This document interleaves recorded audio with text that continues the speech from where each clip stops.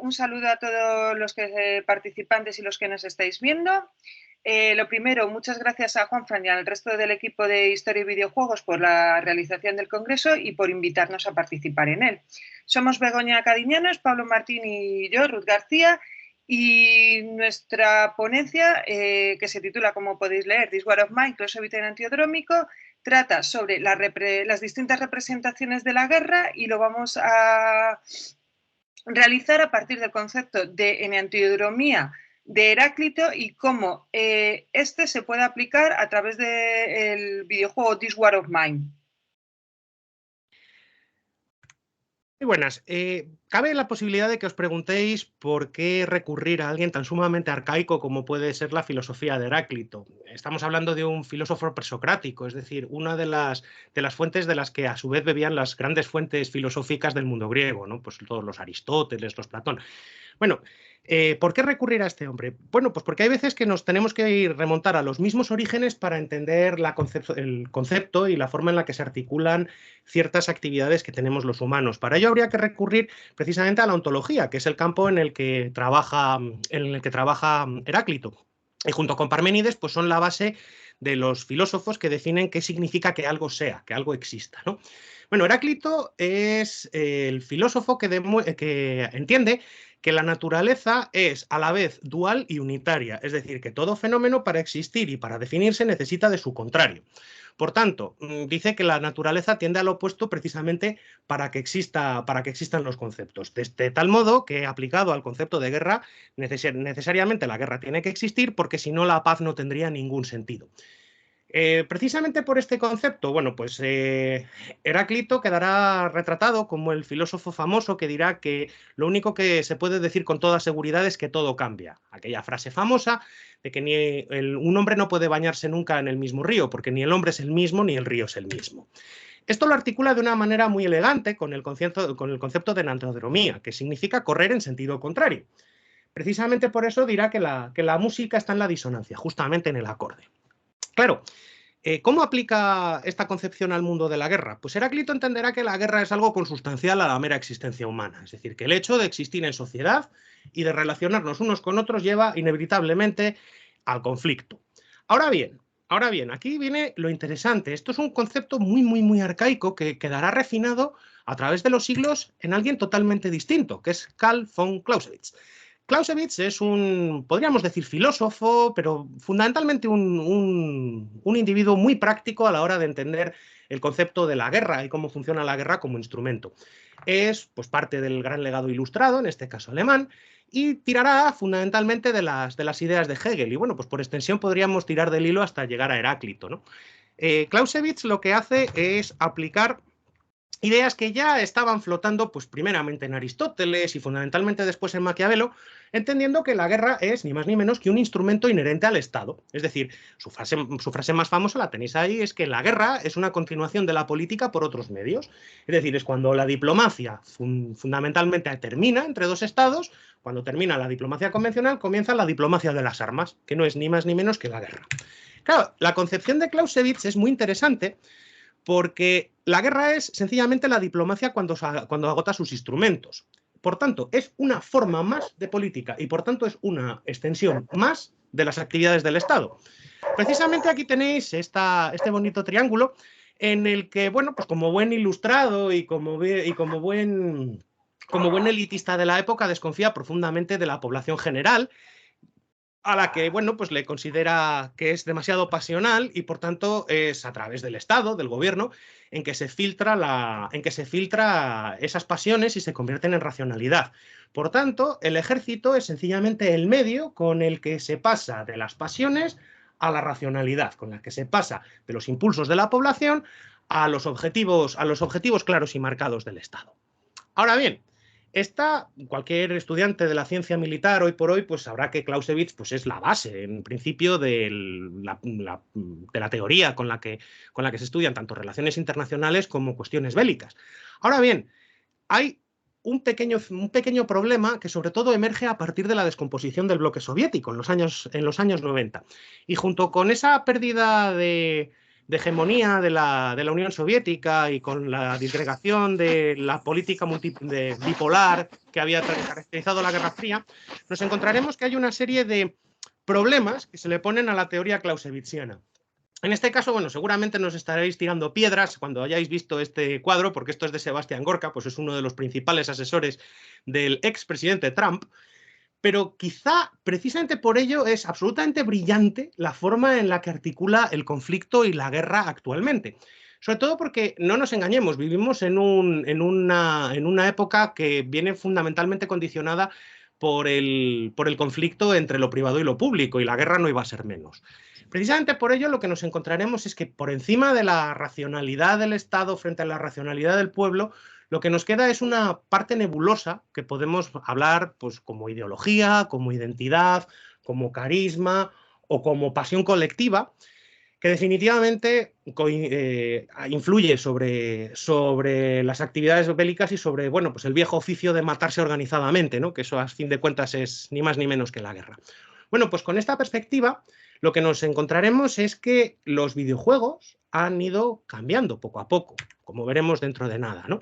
Precisamente por ello entendemos que es absolutamente fundamental volver a los orígenes, es decir, generar una enantiodromía, es decir, un caminar hacia atrás, un correr hacia atrás que nos lleve a la base misma de lo que significa la guerra y que implica. Precisamente por ello, pues la cita que tenéis, ¿no? He venido a traer la muerte, el terror y la destrucción, el arjé, es decir, el principio que rige el mundo es el fuego. Por todo el humo que se alza, algo debe caer. Y sus escamas se agarrasen, si se burlasen de la danza del equilibrio, la sentencia de las estrellas gritará muerte, silencio y olvido. Que eso es exactamente lo que nos vamos a encontrar en This War of Mine.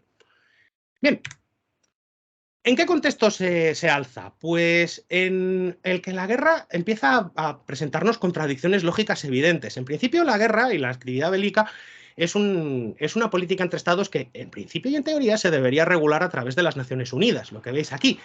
Pero esa regulación nos lleva, sobre todo en el caso de los años 90, a las tristemente célebres bombardeos humanitarios. No sé, estos son pues, la clase de contradicciones evidentes, pues como los famosos daños colaterales o como extender la paz a través de una potencia de fuego superior, que diría el general Mattis en Irak, ¿no? Bueno, pues bajo este paraguas y bajo estas tremendas contradicciones, justamente emerge una forma interesantísima de representar el conflicto, de representar la guerra en el mundo del videojuego. Esto es, el ejemplo lo cogemos nosotros a través de This War of Mine, como hemos dicho al principio. Este juego, creado por el estudio 11-bit, dicho en español, como podéis ver aquí, desarrolló el juego en 2014 y aunque está localizado en una ciudad ficticia llamada Foren,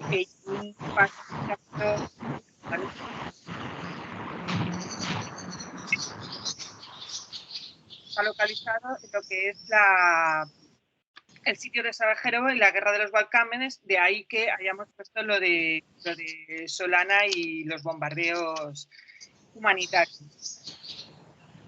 Aquí, como hemos dicho, la representación clásica de la guerra siempre ha estado como algo muy como una de las formas más honoríficas, lo que sería la figura del soldado y su participación en ella te daba estatus, digamos, social. Sin embargo, aquí, en estas representaciones que viene mucho de la última parte, y nosotros hemos cogido, como hemos dicho, la del videojuego, empezamos a ver lo que es la parte menos bonita de lo que sería una guerra. Es decir, ¿qué le sucede a los supervivientes, al grupo de civiles que se ve entre medias? Si bien en la guerra clásica, aquí hemos cogido la representación de un mapa de la guerra de Waterloo, son dos potencias, es ejército contra ejército, aunque siempre había población que se veía afectada, en la guerra actual, más que luchas de ejército contra ejército, que también hay, la parte que más se ve afectada y contra la que se sufren sufren los peores efectos son la población civil. Lo estamos viendo, como hemos visto en la diapositiva anterior, en lo que sucede ahora mismo en Ucrania. Estamos viéndolo, es casi ver en directo lo que jugamos en este juego, que al fin y al cabo es la vida de los supervivientes. cómo tienen que sortear los francotiradores, cómo tienen que subir en un sitio que está totalmente destrozado. Aquí lo que estamos viendo, y como explicamos aquí, la guerra ya no es estado contra estado, ocurre fuera de ello. Lo que planteamos es que hay una resolución de identidades. Volvemos a decir, aquí hablamos de la guerra, de una versión de la guerra de Sarajevo, pero podía ser ahora mismo Ucrania. Y lo que se resuelven son dos identidades.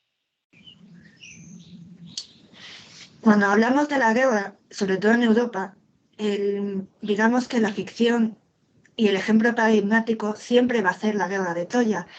Un ejemplo de ello y una nueva representación de ello lo vemos a través del cómic La cólera de Olivares y García.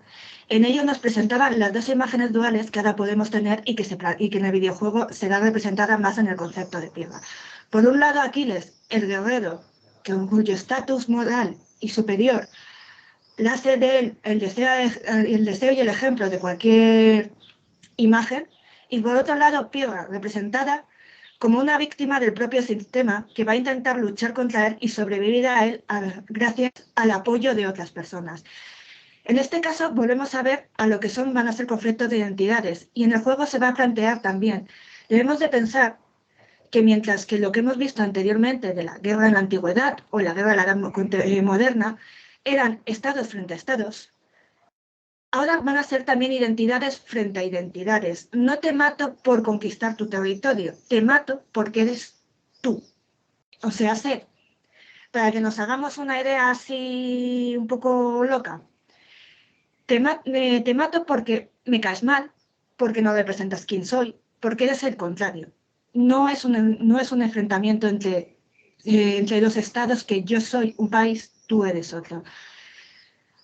Y esto en el juego se ve perfectamente porque son civiles. Son los civiles los que tienen que sobrevivir dentro de un estado de guerra. Y en el estado de guerra ya no hay ley. Se ha perdido. Entonces solo existe la supervivencia. Y la supervivencia, muchas veces, por desgracia, también es saber con quién te alías, con quién no te alías. Los enemigos que va a haber, internos y externos, pueden ser tu vecino, con el que hace 2 días tomabas café. Y que ahora mismo es tu contrario porque tú no eres al grupo que él pertenece. Y el grupo que él pertenece puede ser religioso, puede ser social, puede ser económico o simplemente puede ser familiar. Este juego nos muestra lo más terrible de la guerra, porque si tú estás en primera línea, dentro de lo que cabe hay una serie de normas. Todos conocemos la Convención de Ginebra, pero cuando tú estás dentro del propio dentro de lo que es la propia zona de combate, cuando tú no estás protegido por la Convención de Ginebra, porque esto no va a hacer hasta que no acabe la guerra, que juzguemos los delitos de guerra, tú tienes que sobrevivir. Y si para sobrevivir tienes que matar, matarás. Sigue, por fin. Rematamos para que veáis de manera clara también cómo el concepto de enantiodromia en el caso de This War of Mine se convierte en estética. This War of Mine no presenta una guerra en videojuego convencional en la que el jugador manipule 2 ejércitos, maneje la logística, asigne tropas a un punto del frente u otro, asigne recursos, sino que en This War of Mine la guerra se presenta prácticamente como un fenómeno de la naturaleza, es decir, como una realidad ya dada. Es decir, es algo que simplemente sucede, que pilla en el medio. Esto se corresponde muy bien con otra de las frases clásicas de Heráclito, que decía que el mundo solo es fuego y que crece y decrece conforme sus propias leyes. De tal manera que no son ni los hombres, ni los dioses, ni los demonios los que hacen girar ese mundo. Simplemente el mundo sucede y todo el resto de entidades, que somos pues entre ellas nosotros, simplemente pasamos por él.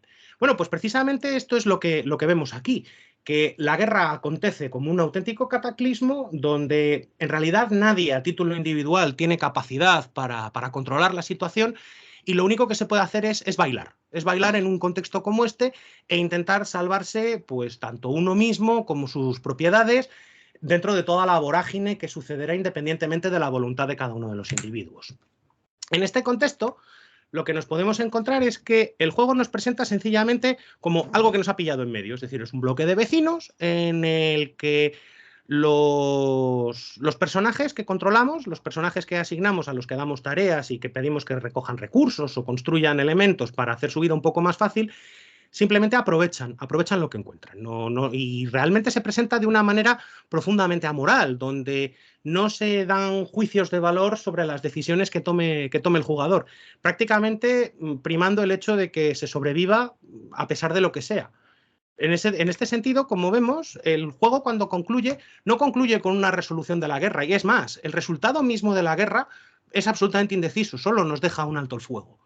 En ese sentido, lo que nos encontraremos es que lo que realmente considera el juego relevante es qué pasa con los supervivientes, qué les sucede a título individual. La guerra en sí mismo deja de ser algo importante, que es tradicionalmente la forma en la que se representaría en un sistema clausewitziano, para centrarse única y exclusivamente en a quién le pasan las cosas y qué cosas le suceden. Es decir, no tanto en el devenir colectivo, sino en el devenir individual, sino en los resultados de las identidades y cómo el conflicto, cómo esta fuerza de la naturaleza les afecta. Como veis, pues es lo último que nos queda, ¿no? Es decir, el paisaje desolado, los efectos naturales de una tormenta de nieve, con los efectos naturales pues, de una tormenta humana, ¿no? De una ciudad totalmente devastada y cubierta por un fenómeno natural. Es decir, esa sensación de absoluta imposibilidad de moverse dentro de los grandes acontecimientos y darle al individuo simplemente la posibilidad de intentar salvar los muebles de su propia vida como buenamente pueda. Ruth. Bueno, gracias por escucharnos. Disculpad que nos hayamos excedido un poquito del tiempo, digamos, reglamentario estipulado, pero necesitábamos, digamos, para explicar todo lo que queríamos. Muchas gracias por escucharnos. Ahí tenéis, si queréis, nuestros correos de contacto para cualquier duda que os surja, que contestaremos gustosamente, o nuestro Twitter por si queréis poneros en contacto. Muchas gracias en nombre de los tres. Un saludo.